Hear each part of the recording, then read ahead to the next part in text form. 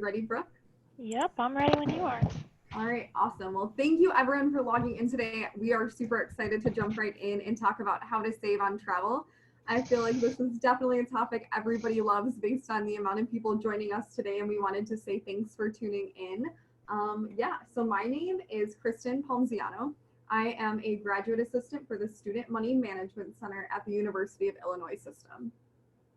And I'll be your other presenter for the day. So my name is Brooke Shrewsbury. I am the program coordinator for our consumer economics program here at University of Illinois Extension. And I also help manage our financial wellness for college students program on the Urbana-Champaign campus.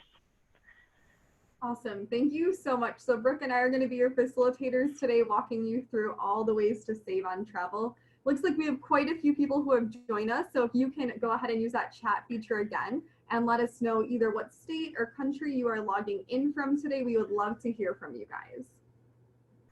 Oh, Ohio. Wow, that was really fast. Awesome. Champaign, Chicago, Michigan, Urbana, Illinois, Minnesota. Awesome. Thank you guys so much for all of these responses. I know I am based out of Chicago today. Brooke is at Urbana, so it looks like we have people all over. Perfect. Thank you guys so much. We're definitely going to use this feature throughout our webinar, so keep that open. And then next week, I'm going to pass it off to Brooke to go over our learning objectives. Yeah, so today we're going to talk about creating those SMART travel goals, recognizing ways to limit travel costs, understanding those ways to go, and then talk about some types of travel and how that can impact your finances. And then we're going to identify some financial tools and their effect on travel too. So I would love to know from you guys, is anyone planning an upcoming vacation? If so, we would love to hear about it. So drop that in the chat. If you're not planning one, maybe you could put where you'd like to plan a vacation to. Oh, Canada, Croatia, Arizona, Florida. You guys are going to some cool stuff, or some cool places. Cool. I'm just going to live vicariously through all your travel plans because I don't have anything planned right now. Spain even? Oh my goodness. All sorts of places. Oh, Orlando. That one will tie in a little bit today. Scuba diving. Love it. All right. Well, we're going to keep on moving on, but feel free to keep sharing those if you'd like to.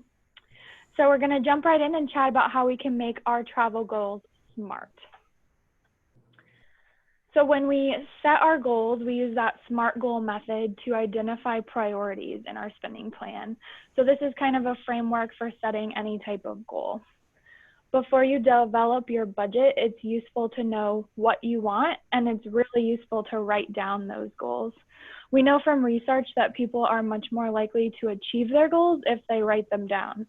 So writing these SMART goals can make them even more likely to happen. That specific step is the who, what, when, where, how part of your goal. And the more details you can put into your plan to accomplish it, the easier it'll be. The measurable piece is, it makes it easier to make that goal achievable by starting with the amount you'll need to have to accomplish your goal. So sometimes the difficult part is calculating how much that will be, but if you spend some time on this step, then it'll be easier in the long run. The agreed upon piece is if there's others that will help you achieve your goal, communicating with them on what that plan is and how you can work together to achieve it. Others that can help you might be a roommate, parent, partners. In our case today, it's going to be whoever you're traveling with. The realistic piece is thinking about whether you'll be able to achieve that goal given your current resources. So whether your budget allows you to commit a certain amount each month to this goal. And you can always reevaluate this priority or timelines and lifestyle choices to help you with this. The timely piece is when you want to have your goal completed.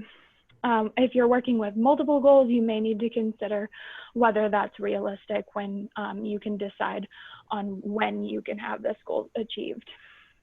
I also wanted to note that there's a ton more info on goal setting and budgeting in our Spooked by Spending Plans webinar, so we're going to drop that link in the chat if you want to learn more.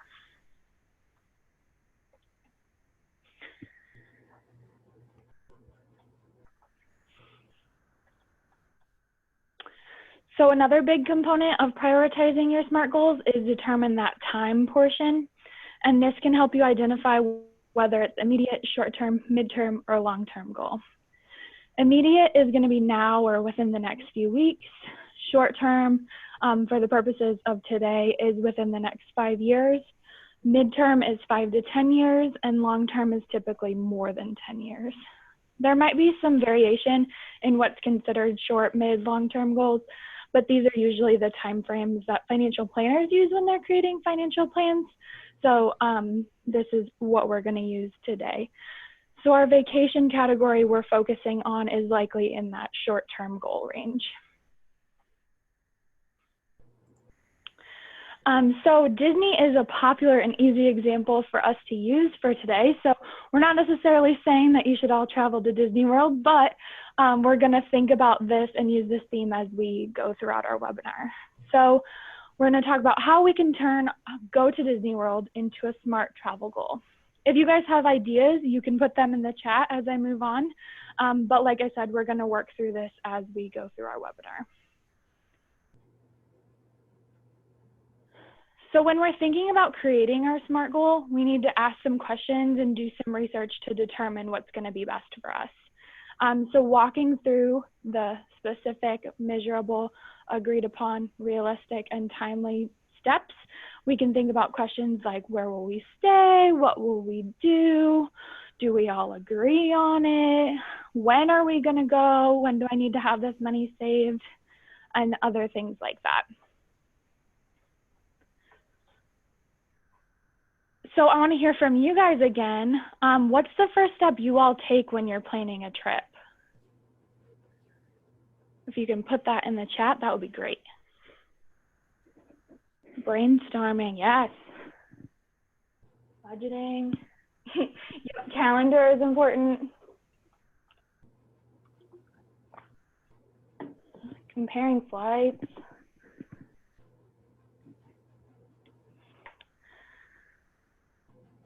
When and where. Yeah, awesome. Well, cool.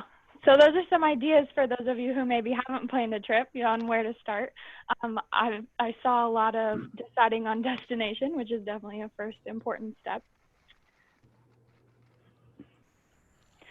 So there's really no correct first step when it comes to planning a trip, but here's a few places to start. You can research different aspects of your trip, compare prices and options, or finalize those details of your trip. So we'll kind of use this method as we talk about turning our Disney World trip into a SMART goal. I'm gonna throw it back over to Kristen to talk about types of travel. Awesome, thank you so much, Brooke. So now that we talked about how we're gonna make things into SMART goals, we're gonna go over by defining and comparing costs for different types of travel, depending on what type of trip you're looking for. So there's usually 4 big categories when you're thinking about traveling. There's business, pleasure, individual, or group. So during this section, we're going to talk about how the types of travel will impact your planning. So whether you're traveling for business or pleasure with a group or individual, it is important to do your research well beforehand. Awesome. So if you're traveling for business, there's a couple things you're going to want to keep in mind. So when traveling for work, you're going to want to consider company policies and pre-approve some things ahead of time.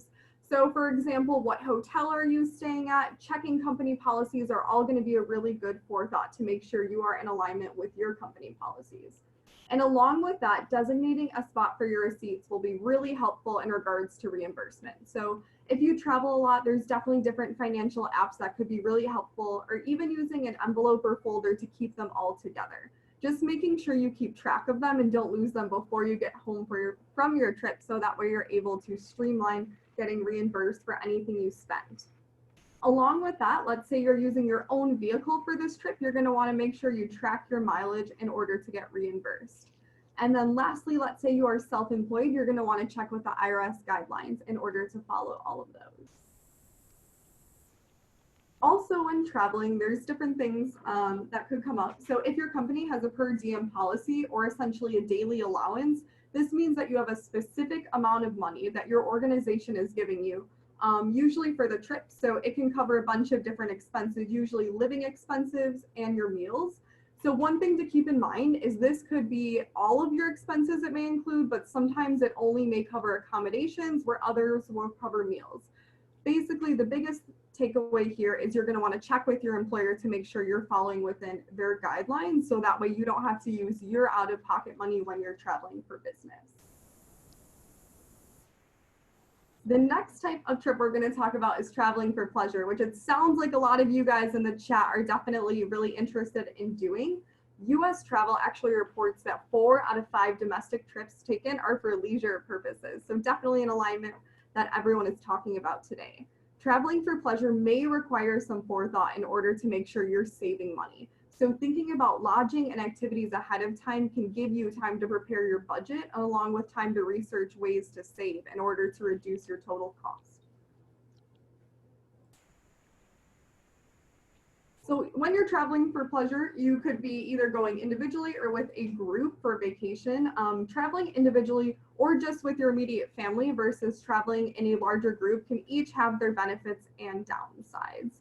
So let's say your travel things to consider when you're traveling individually is if you're alone, you essentially have more control. So let's say you're going on your trip and there's specific activities you want to do. You can definitely put those on your itinerary, and you don't really have to compromise with different people if they wanted to do separate things. However, a downside is there really is no cost sharing. So you're definitely going to take on a lot of those fees yourself. So either hotel rooms, Airbnbs, anywhere you're staying could be something that you're not able to split the cost of. Even when it comes to food, meal prepping, all of those, you're going to take the full financial cost of, compared to where a group, you'd be able to use a cost sharing mechanism. Some things to consider when you are traveling with a group is how you're sharing the costs. So sometimes you can divide them equally based on how many people are going in the group. Let's say you guys all want to be in a hotel. You'd be able to split that 4 ways, which is really going to reduce your cost based on the size of the room. Along with that, you also are going to want to consider compromising. So you really want to communicate beforehand, being the biggest thing on, does everyone agree where they're going? Does everyone agree to the budget? Things like that are going to avoid a lot of conflicts later on. So talking about it upfront is one of the best policies, and that way everyone has an agreed upon version of the vacation. So if your group will be divided between several cars or spending the day heading to separate activities, communication is always going to be key. You're going to want to make sure everyone in the party has the full itinerary. So you can do things like put it on a Google Doc, print it out for everyone, just to make sure everyone is feeling included. You're going to want to make sure everyone knows the name of the hotel or where you're staying in case anyone gets separated, either by choice or sometimes by accident, considering you're going to be in different cities. You're also going to maybe want to consider setting up a group text, or you can even make a phone list just to make sure everyone is able to stay in touch with each other and communicate everything going on while planning. And along with that, you can also use a Google Doc, which is a great way if you are doing a cost share. You can talk about groceries, itinerary, put different ideas in there, and it's a great way to collaborate and get everyone involved. So I would love to hear from you guys. We are going to go back to the theme of, if we are going to Disney World, would you rather ride there, drive there, or fly there? And if you just want to drop that in the chat. Fly, drive, fly. Okay, a lot of flying. Okay. Awesome. I do agree with you guys. I think I'd probably rather fly as well. Perfect. And that's going to lead us right to my next slide, where we're going to talk about the different costs and what that looks like. So let's say we're leaving from Chicago and we are going to Orlando. There's going to be different costs you're going to want to consider. So these are an estimation of the prices if we left in July. There are important key takeaways from this chart. So when you're deciding what form of transportation is right for you, it's important to weigh your budget along with convenience. So for example, in this case scenario, flying ends up being the cheapest option, and it also gets you there the quickest. However, if you're traveling with someone who's scared to fly, you may want to consider taking the car or train in order to make accommodations for those within your group. The next example I want to talk about is, let's say you're actually going to Chicago to Nashville. Whereas when we were considering options to fly to Orlando, taking a plane was not only the quickest and cheapest option, and it got us there the most direct. However, this is a different scenario for Chicago to Nashville. So in this case, the plane is actually the most expensive, but it does get us there the quickest. And then the train and the bus is going to be the cheapest. So if you have the time, you may want to consider taking that option in order to save money.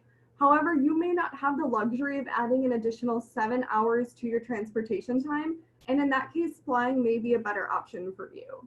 There is no right or wrong answer here. The best thing to do is pick a form of transportation that works best with your travel itinerary and budget. In our next area, I'm going to pass it back off to Brooke, who's going to talk about ways to limit travel costs. Thanks, Kristen. So we're going to talk a little bit more about what people spend on travel. So this graph shows a little bit about average annual travel spending by those age ranges. So you can see the older people get, the more they're likely to spend on vacations, at least until they turn 65.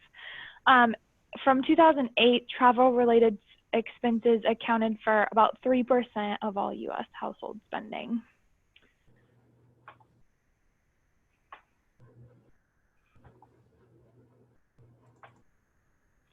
So some other common travel costs we have are transportation, like Kristen was talking about, lodging, food, activities, and then those souvenirs or gifts we want to buy. So what do you guys think is missing from this list? Feel free to drop that in the chat, because I'm sure we missed something.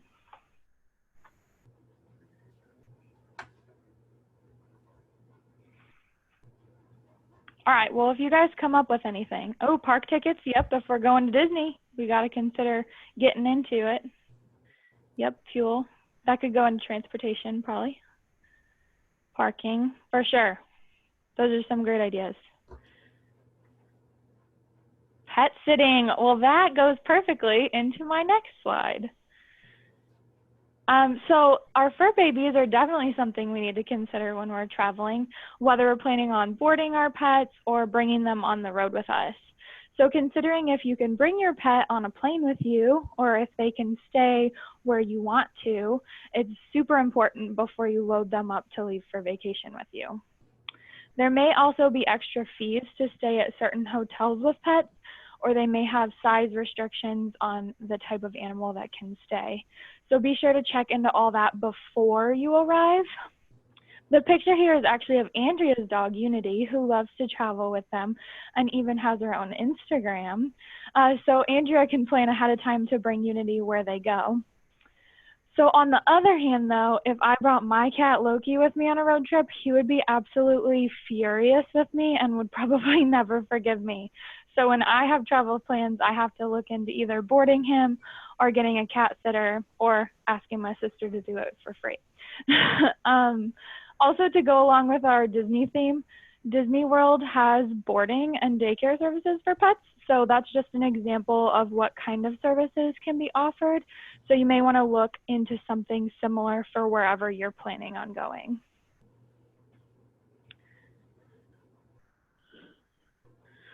So I want to hear from you guys again. What are some ways that you all limit your travel costs? If you want to put those in the chat, that'd be great. Oh, we have a plus for Disney boarding. Someone's used it. Ooh, tent camping, yeah, if you're willing to camp.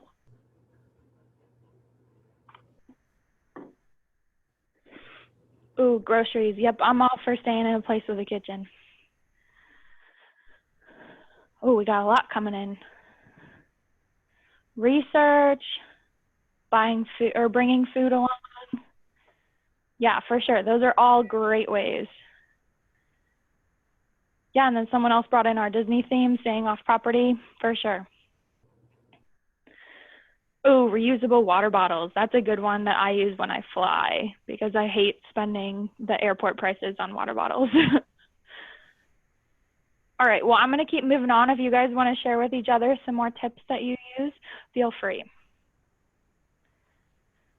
So another thing to consider for travel is not only how you'll get to that final destination, but also how you'll get around once you're there.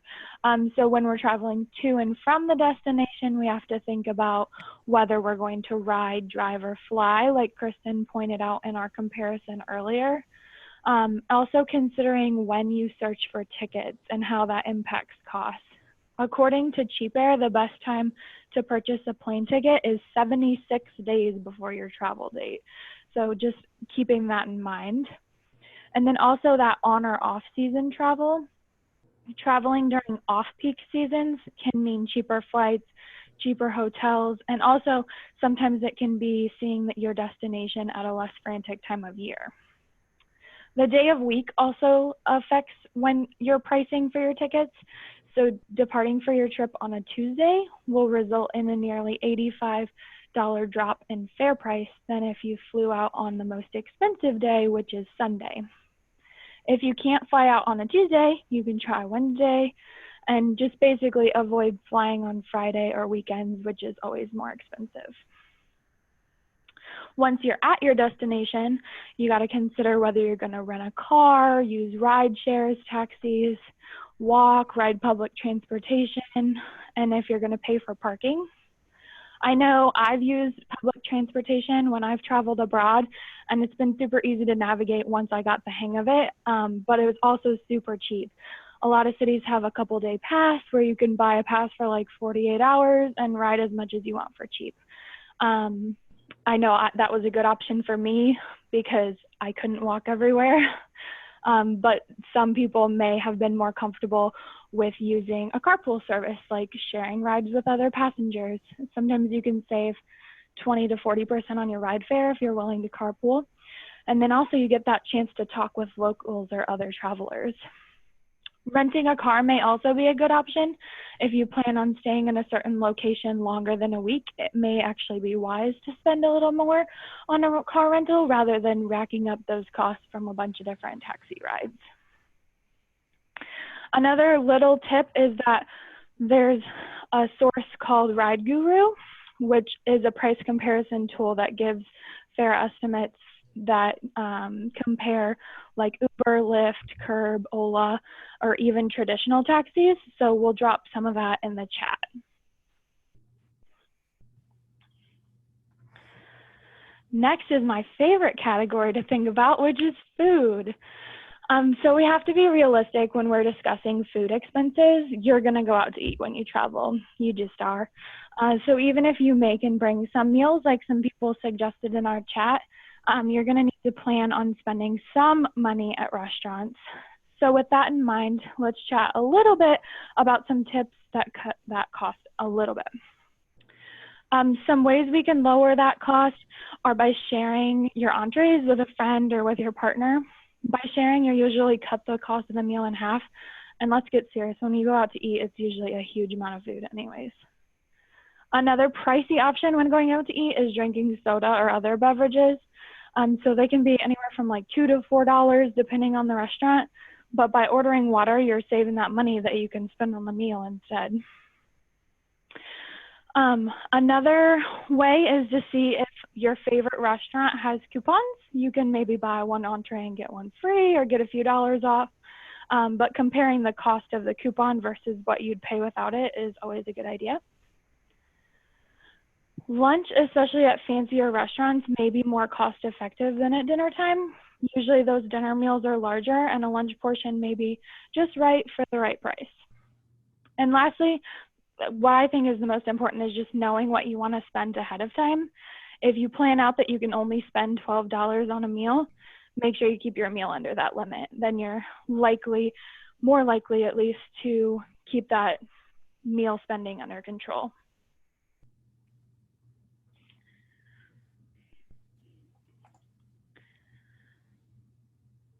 So now that we've talked about how we're getting to Disney and what we're going to eat when we're there, we have to think about what we're going to do while we're there. So here's an example of how a sightseeing pass can help you save on excursion costs. So as you can see, we save about 50% just by researching this a little bit ahead of time and by buying those two tickets together. Especially if you already know what activities you want to do, this is a great way to save and get to do all sorts of fun things. So even if it's not these two specific things, there are a lot of places when they have excursions that lump those costs and help you bundle and save.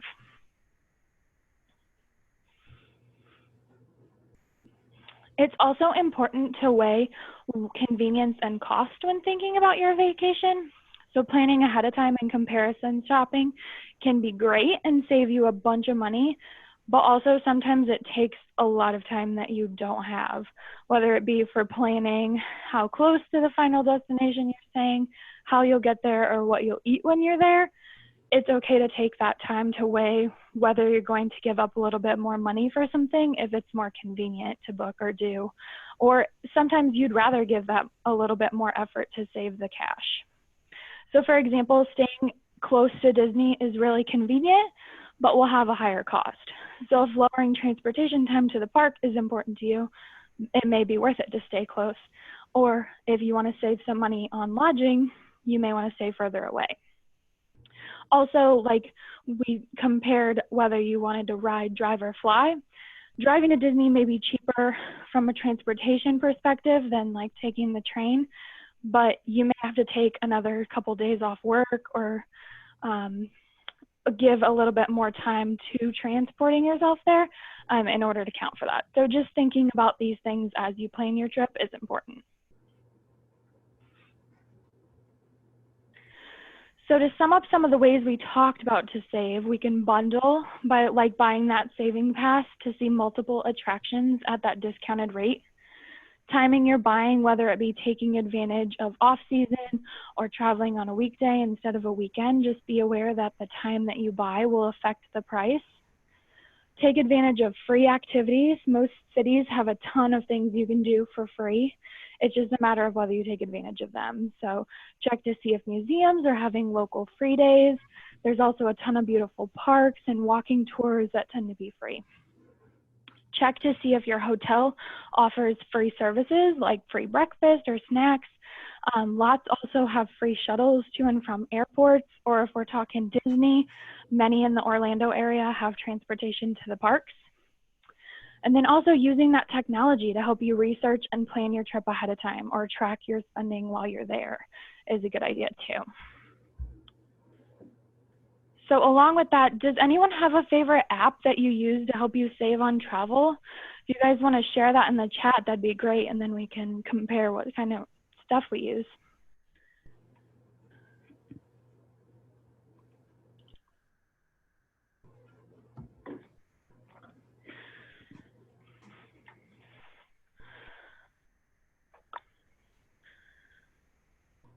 Roadtripper.com, interesting.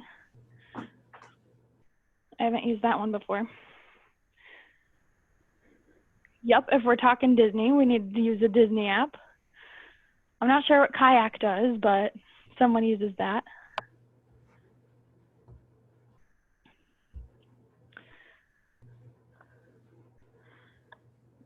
Oh yeah. Oh, there's some pet ones. Thanks, Andrea. Well, awesome. Thanks for all those great responses. Hopefully, if anyone was in the market for a good app, they can take a look at those for sure. So I'm going to kick it back over to Aunt Kristen to tell us how to protect ourselves while we travel. Awesome. Thanks so much, Brooke. Definitely keep those apps in mind. We're going to be talking a little bit more about those too when we talk about ways to protect our finances. So one big thing to talk about is travel insurance. So travel insurance has the potential to protect you when you're traveling. Depending on the policy, travel insurance reimburses you or offers services when something goes not really according to plan. Essentially, travel insurance is designed to cover the big financial risks you don't want to bear alone.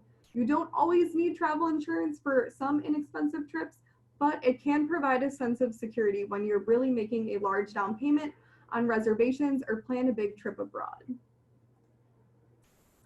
Some travel insurance stats, more Americans are actually buying travel insurance now. So according to the most recent data from the US travel insurance, 42.6 million people bought some type of travel policy in 2016, which is almost a 24% increase in 2014. So definitely it looks like something that's becoming more common where people are going to want to protect their finances when they're investing in really large trips. The next thing is when you're traveling, a great way to protect your finances is making sure you're tracking your spending. So creating a budget and sticking to it is difficult for a lot of people, but there are so many tools you can use to not only create a plan, but also track your spending that there's no reason not to do it. So almost with any other life skill, you just have to make it work with your own lifestyle and preferences. The same method of tracking spending isn't going to work for everyone, so we're going to go through a few different methods that could best suit your lifestyle. One form is envelope budgeting, which is kind of more of an old school method of budgeting. You essentially have different envelopes for different categories of spending, and then you put cash in that envelope to cover what you anticipate to spend. The trick of this is that once your cash is out, you're done spending in that category. So let's say we're going to bring this back to our travel vacation. You could have things for food, how much you're spending on lodging, how much you're spending on souvenirs. All of those could be different envelope categories. So we know from research that it's so much more difficult to spend cash than to use plastic cards because you can actually see your money leaving your hand. So this might be a good method for you if you struggle with recognizing what spending the money is by swiping a card. An electronic version of this method is actually called Good Budget. It's where you set your spending limits electronically and then manually record your purchase amounts in that app as you spend throughout either your trip or sometimes you can do it in the month, whichever works best for your lifestyle. Another method that is usually pretty popular as well is spreadsheets and just other electronic forms of tracking expenses can be really helpful. There are honestly so many apps you can use in programs just by downloading Excel templates. The University of Illinois Extension Financial Wellness for Students actually has one that you'd be able to download, and we can link to that as well. It's called Making It on a College Budget. As a person, I love everything about apps. I feel like it makes my life so much easier and so much more streamlined. So don't be afraid to compare app features to find one that best works for your habits and also what type of trip you're taking.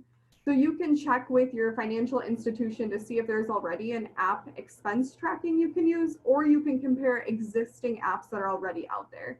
So for example, some apps are going to allow you to do things like transfer balances or pay bills, where others are going to allow you to look at where your spending goes. So on a vacation, you might want to consider ones that have a cost sharing feature, different things like that to align with what type of trip you want to do. Basically, whatever app you choose, you want to make sure it has bank level security and that you update it regularly so that way you avoid any security issues. And then last but not least, there's pencil and paper. So essentially, this is definitely another old school kind of type of form, but definitely still really popular if this fits your lifestyle. So essentially what this method is you are physically writing down all of your purchases and comparing it to your bank statements at the end of the month. So again, there really is no right or wrong. The biggest takeaway here is that you are tracking your spending, especially while on vacation, in order to protect your finances. Next, I definitely want to go over some more tips on just how to protect yourself. So read reviews from several different places. So what I mean by this is you can compare either where you're lodging, staying, anything like that. A lot of popular things include Yelp. You'll be able to see reviews, and then also word of mouth. So don't be afraid to ask friends and family, hey, have I stayed there? Hey, what's your experience with this? Those are going to give you really good insights before a trip. And it's definitely going to help you protect yourself as well. Which leads into my next point, which is planning ahead by comparing lodging and activities. Not only will this normally save you money, but you can usually get some good insider information on what people have enjoyed doing while they're there.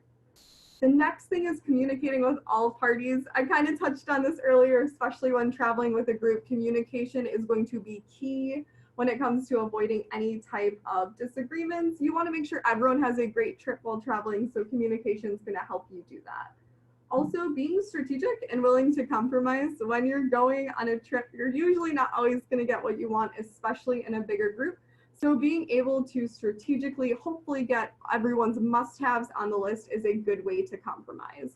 And then last but not least is something I actually learned from a personal experience, which is bring multiple forms of payment with you. I actually took a trip to Nashville, and at the time I did not tell my banking institution I was traveling. So my debit card and my credit card were reported for fraud, and they were held until I was back. Luckily, I did have cash on me, but you never want to be in that circumstance. So the best way is tell your bank you're traveling. That way you can avoid anything like that. And also, it just never goes wrong to bring multiple forms of payment to make sure you always have the correct currency. And now I am going to pass it back over to Brooke, who's going to talk about identifying financial tools to use. Yeah, so now we're going to talk a little bit about financial tools, what's available, and those pros and cons to each. It's important to note that there isn't a perfect financial tool. It really depends on where you're traveling and what your needs are. So we'll take a quick look at the different choices for paying for services and purchases. But first, since we're talking about Disney, we thought we'd look into what the cost would be if we traveled to one of the Disney Abroad locations. So we just wanted to point out how different the admission prices are at the different locations, which is just something to think about when you're considering where you're going to go to travel, because maybe, sure, it's more expensive to fly abroad, but it might be cheaper once you get there within the parks themselves.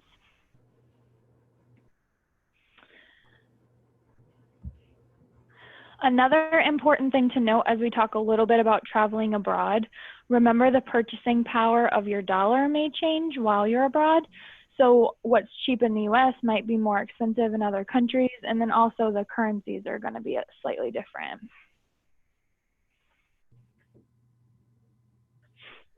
Also keep in mind that one unique expense you'll have while traveling abroad is currency exchange fees. Other countries don't usually use US dollars and coins, they have their own currency. So when you purchase things, you'll either need to use their currency to pay or with your debit or credit card. But no matter what you use to make the purchase, you'll end up paying for that currency exchange. The real question is just how much is that fee going to be? The cost varies depending on fees charged, but before you go, just understand what that fee is going to be and what you're going to be charged. A typical fee is about 3% of the purchase, so you may want to apply for a credit card with a lower currency exchange fee. ATM fees may be a little bit more of a flat fee or a percent fee based on what you withdraw. So just understand, again, what you're going to be charged.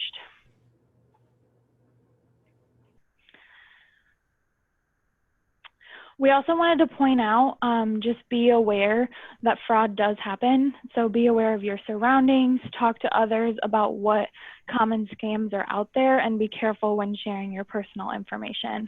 I know I have a friend who is living in Spain currently, and she was telling me about these girls who get you to sign a petition outside of like the metro station, and the petition's for some sort of school. And while you're signing their sheet of paper, their friend actually pickpockets you or takes your wallet or whatever it may be. So just save yourself a headache and some cash by being aware that this happens, and just be careful when you're traveling. I'm going to quickly run through some of the financial tools you can use while you're traveling and some of their pros and cons. So the first is cash, whether that means US dollars while traveling domestically or money that you've exchanged traveling abroad. If you're traveling abroad, it's best to get some currency for the destination country. Likely the exchange rate won't be great here, so depending on where you're going, it also may be hard to access. Sometimes you can get it in the airport before you fly, or at ATMs or things like that once you get there. Debit is our next one. So in many countries, ATMs are the most convenient source for cash, especially if you're using a debit card from a US institution. Just make sure, again, that you know those fees involved, and keep track of your withdrawals and watch your account. You need to report any activity that's not yours immediately. I know when my husband and I traveled to Spain, we actually used our friend's bank's ATM machine because we thought it would be more secure. And then the next week, we noticed that someone tried to withdraw $100 like 3 different times. But luckily, our bank caught it and we were watching as well. So just be aware that that does happen. But if you're paying attention, you can fix it before it does too much damage. Our next one is credit. So check with your bank or company to see what fees are associated with your card, especially if you're traveling abroad. Bankrate.com is a great resource. I think we dropped that in the chat. If you're looking for a new card that has better rates, you may use your credit card for buying airline tickets or for emergencies, or you may use it for most of your transactions. But like Kristen said, if you're going to be traveling, make sure you inform that credit card company before you leave so that it doesn't get locked down. Another one is prepaid debit cards. So these are kind of like a gift card in that they're not linked to the bank account and they have that certain amount of money stored on them.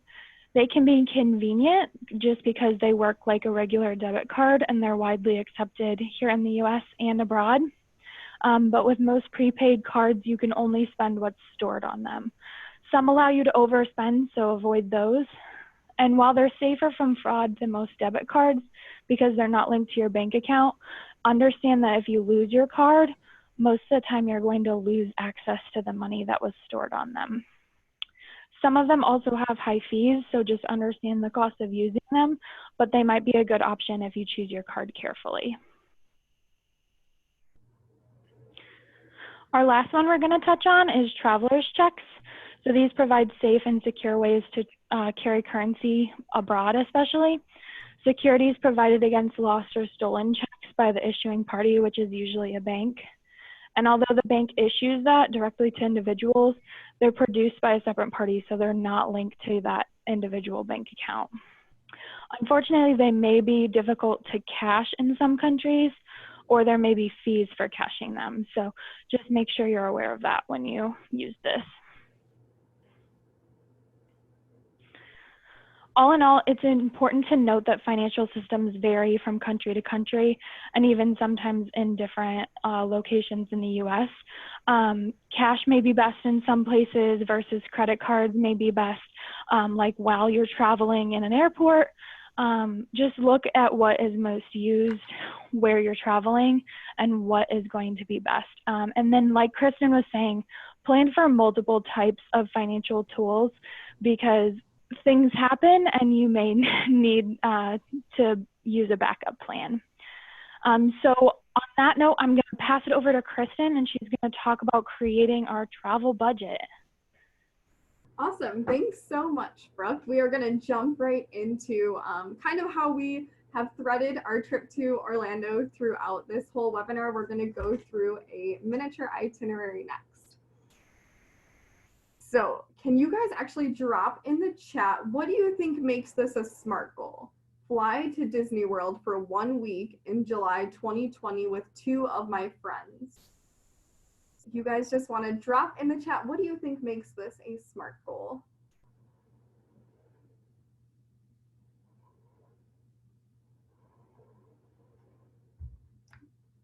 So correct. Awesome. Not last minute. It has its specific. Oh, wow. Everyone at once. Yay.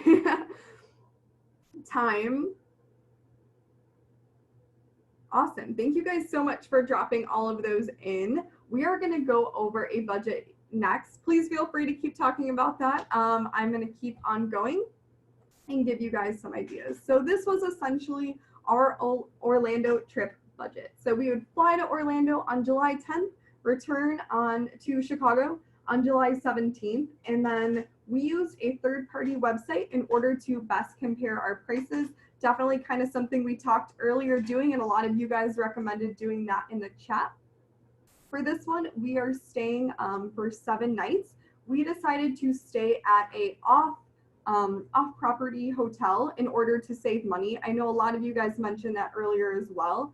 Our flights and lodging came out to $525 a person through a bundled package. So definitely something to highlight how using a third-party website and staying off the property was a really cost-effective tip for us. The next thing I want to go over is the Disney park tickets. I know, again, you guys also dropped that, so you were ahead of us the whole time. This was one of the most expensive things in regards to planning it, because Disney tickets definitely went up in price. However, we knew we wanted to go to Orlando, so we're like, you have to go to Disney one there. So that came out to $259 a person. So that's a pretty fixed expense that we knew that wasn't going to change, but we could do other things within our budget to make sure that we stayed on track. So one of the biggest variable expenses we kind of talked about is food, and Brooke did an awesome job of talking about ways to reduce your costs. So we figured that we picked a hotel that also had a full-on kitchen. We have a stove, fridge, freezer, everything we need to be able to reduce how much we're spending on food. So we figured we would eat one meal out per day, which comes out to $28 a person per day. So again, kind of to highlight some of the things Brooke talked about, we would be able to go to lunch, definitely at a pretty nice restaurant for $28 a person to reduce it. We could also split some meals, and that's all going to be able to keep us within our budget framework. The next thing we decided was using Uber. So we decided not to rent a car for this trip. And like, luckily the Ubers are all within a pretty centralized location. Nothing was more than really 5 to 10 minutes. Everything is really centralized, which really helps save some cost-effective things. In the chat, it looks like perfect. They dropped in the Uber and Lyft estimator. This is an awesome tool to be able to use if you want to predict how much you want to put in your budget for what you're spending on that. And last but not least, of course, souvenirs. Everyone's going to want to take something back, either for friends, family, maybe even yourself when you go on a trip. So you're always going to want to make sure to include things like that in your budget. So when you're buying them, you don't feel guilty or anything like that because you already planned for it. So that is a great way of a sample trip budget to Orlando. And then on our next slide, I just kind of want to wrap everything up. I know we had so much information today, but definitely some key takeaways that you're going to want to remember is to start by creating a SMART travel goal. This is really going to help in order to outline your travel with measurable objectives. You're going to want to recognize ways to limit travel costs by researching cost-saving opportunities. You're going to want to understand ways to protect your finances while traveling in order to keep your finances safe. You're going to want to compare types of travel and their impact on your finances in order to make the best decision for the type of trip you want to achieve. And you're going to want to identify financial tools and how they impact travel as a way to make your travel planning easier. Another thing I want to highlight about this is our financial literacy badges program. This event is a savings badge eligible event through the financial literacy badges program at the University of Illinois Student Money Management Center. University of Illinois students can earn digital badges through the financial literacy badges program, which uses the Open Badges platform in order to award digital badges that can be displayed on multiple social media sites. This is great to be able to enhance your online profile by providing a lot of recognition for the activities you completed. We will be able to drop that in the chat in order to actually take our quiz from today. And then by participating in 3 saving badge eligible events, you could earn this digital badge to enhance your online portfolio. Awesome. We also have another webinar coming up, just like this one. It's going to be on a different topic. So choosing your health insurance plan wisely can make a really big difference in your overall cost. So if you want to learn savvy strategies in the Get Savvy webinar, Health Insurance Dissected, make sure to mark your calendars. It is going to take place April 7th. It's on a Wednesday at 12 p.m. Central Standard Time. And then Brooke and I want to thank you guys so much and also open it up to questions. You guys really filled up our chat box, which was really awesome to see. And also make sure to stay in contact with us. We are going to drop all those links in the chat too through Facebook, Twitter, Instagram, YouTube, and just following us on social media. We just definitely want to thank you again, and hopefully you got a lot of key takeaways from today. We will stay on for a little bit longer, and then if you have any questions, now is definitely the time to ask them. Brooke and Kristen, you did great. Kathy and Kamaya have been monitoring the chat. Did you guys notice any big questions that we need to address? I think we all acknowledge that the food budget is a tough one. You know, it seems like a good estimate on if you can really keep yourself to one meal, but then at some point on the trip, sometimes you get like, I'm tired of eating cornflakes and milk for breakfast. I'm going out. So, you know, I think that kind of came up, that it depends how motivated you are. And I feel like college students also have a better knack for accepting things like, oh, I'm just going to eat at the hotel, right? I like to go out for breakfast. I don't like to eat at the hotel.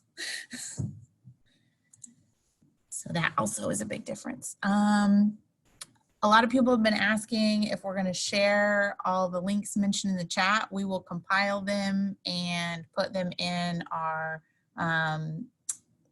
module that we create. I also typically will send out a PDF with all the links and descriptions that make sense.